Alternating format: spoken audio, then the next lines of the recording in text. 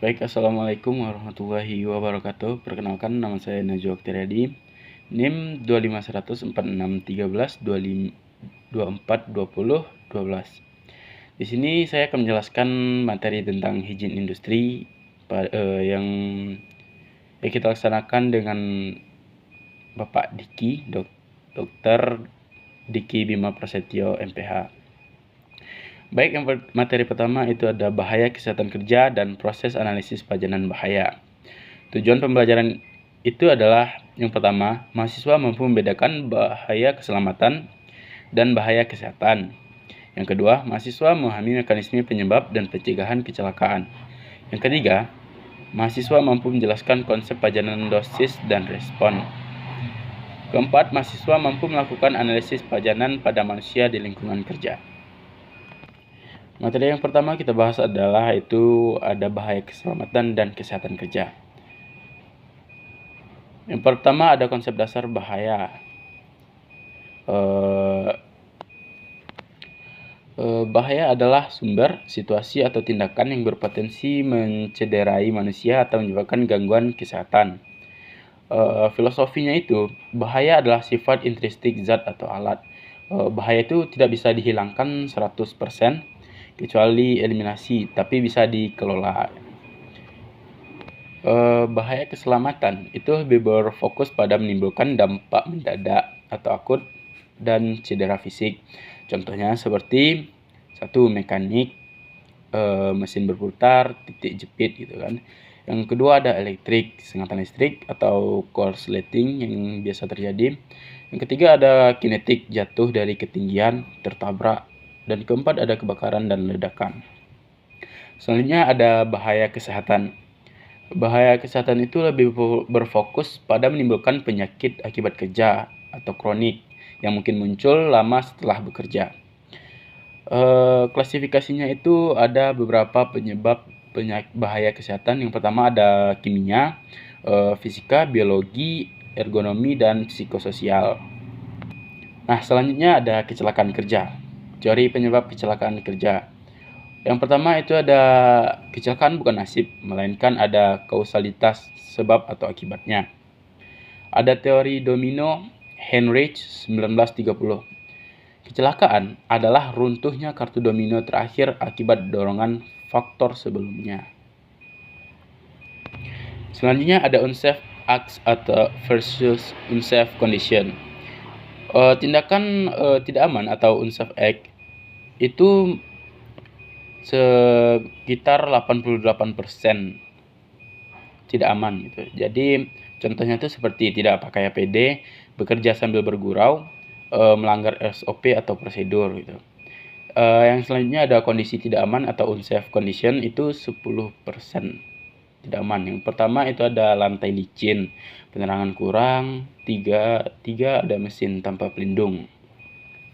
Selanjutnya ada teori dari James Rayson. Kecelakaan terjadi ketika lubang pada setiap lapisan pertahanan berada pada garis lurus. Lapisan pertahanan, kebijakan, manajemen, pengawasan, kondisi fisik, dan tindakan operator. Bisa juga dengan take away, jangan hanya menyalahkan pekerja, perbaiki sistemnya. Selanjutnya ada pencegahan kecelakaan kerja. Prinsip pencegahan kecelakaan. Tujuannya adalah pastinya kita untuk memutus rantai kejadian kecelakaan.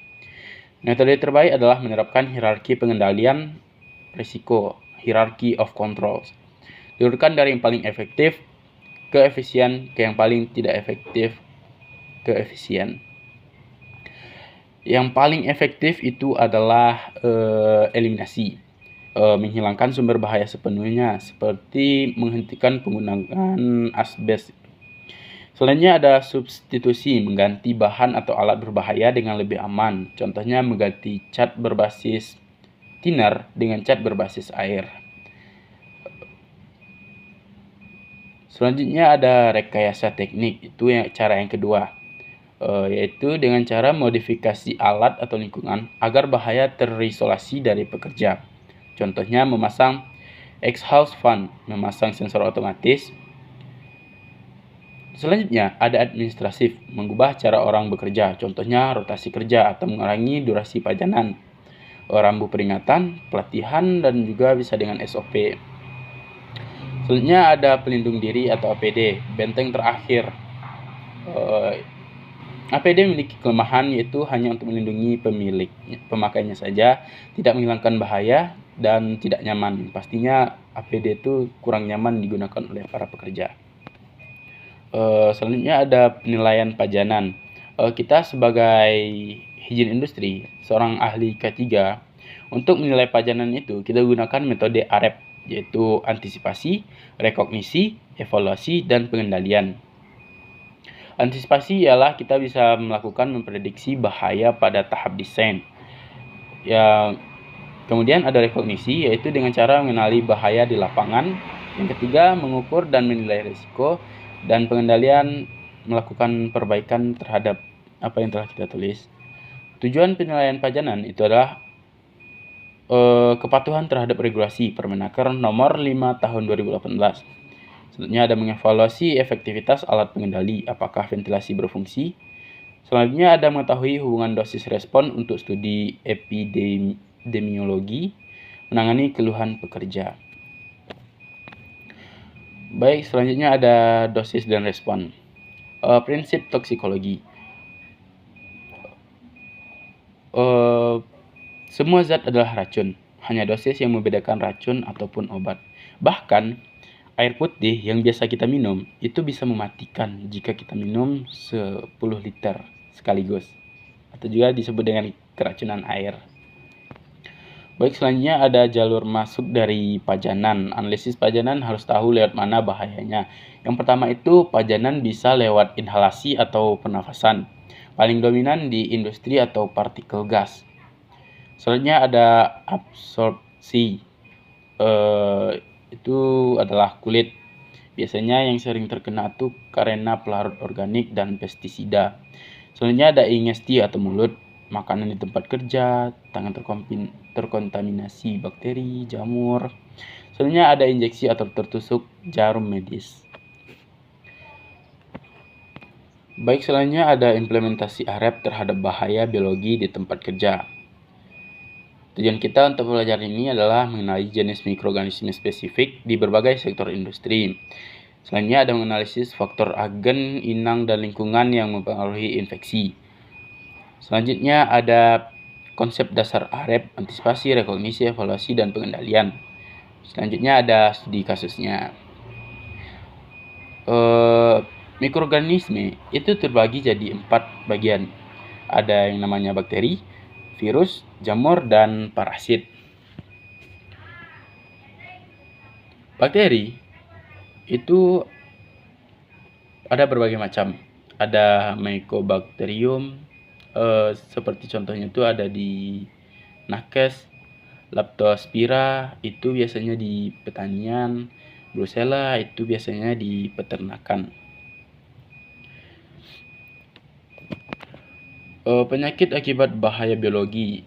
Yang pertama itu ada infeksi pernafasan. Biasanya itu disebabkan oleh virus tuberkulosis. Dan yang baru-baru ini tuh ada COVID-19 dan influenza gitu.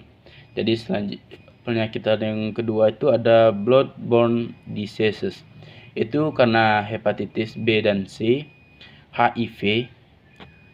Dan selanjutnya ada zoonosis, leptospirosis, brucellosis, rabies. Infeksi kulit biasanya disebabkan oleh dermatitis akibat jamur, infeksi jamur atau bakteri. Selanjutnya ada AREP.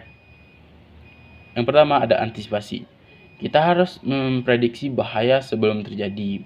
Yang harus kita lakukan adalah mapping area risiko tinggi, identifikasi agen potensial, review pekerja rentan. Selanjutnya ada rekognisi, mengenali bahaya yang ada, observasi proses aerosol hand hygiene, rute paparan seperti inhalasi, ingesti, kontak, injeksi seperti itu tadi pajanan, jalur pajanan gitu. Jadi selanjutnya ada cek fisik lingkungan seperti ventilasi dan kebersihan dari tempat kerja kita.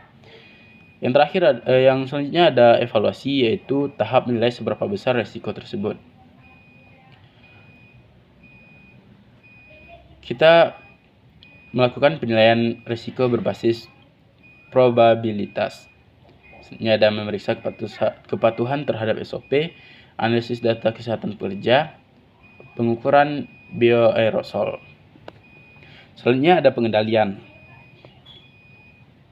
yaitu hierarchy of controls. Seperti biasa, yang pertama ada eliminasi, substitusi, engineering controls, administrative control, dan PPE. Nah, materi selanjutnya itu ada implementasi AREP terhadap bahaya fisik di tempat kerja. Bahaya fisik dan konsep AREP.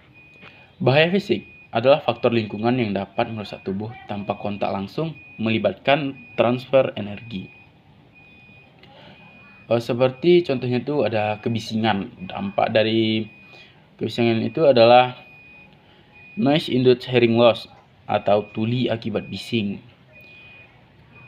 Terus ada efek non-auditoris, stres, hipertensi, gangguan tidur. Jadi standar NAB itu nilai ambang batas dari telinga kita yang dapat diterima oleh telinga manusia itu adalah 85 desibel.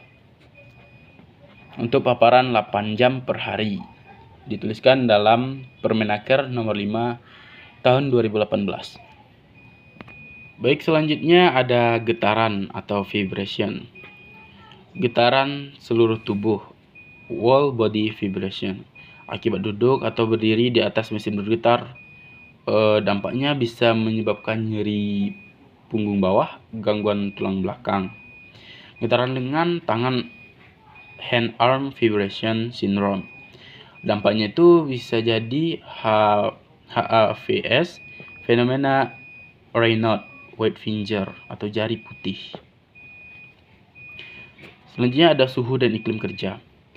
Iklim kerja panas itu akan berdampak pada tubuh kita, yaitu yang pertama ada dehidrasi, head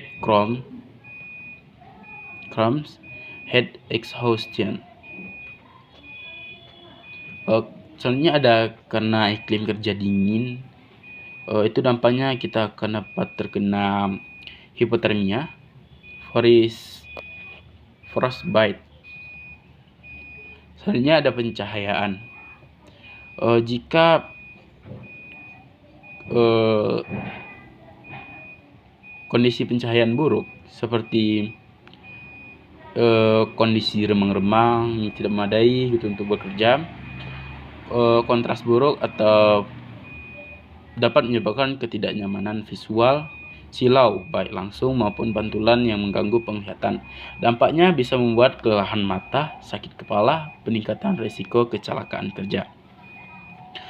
Sekian, terima kasih. Assalamualaikum warahmatullahi wabarakatuh.